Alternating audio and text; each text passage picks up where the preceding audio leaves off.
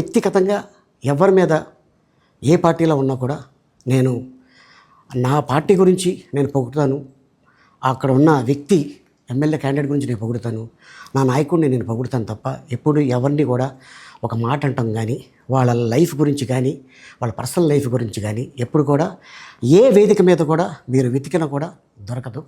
And అలాగే నేను ఈ రోజున మీ ముందుకి రావడానికి కారణం ఏంటంటే, నేను ఏ పార్టీ మనిషిని కాదు, ఏ పార్టీ సపోర్టర్ని కాదు. ఐఎమ్ జస్ట్ కామన్ మ్యాన్గానే ఉండి ఇక నా సినిమాలు నా షూటింగ్లు నేను చేసుకుందామని చెప్పేసి అనుకుంటున్నాను. That's it. ఈ మాట చెప్పడానికే నేను మీ ముందుకు వచ్చాను. నేను ప్రతి 5 సంవత్సరాలకు ఒకసారి ఎలక్షన్లో మీరు వెళ్ళి ఎలా ఓటేస్తారో నేను కూడా ఒక కామన్ మ్యాన్గా వెళ్ళి ఓటేసేస్తాను. రాజకీయాలకి స్వస్తి.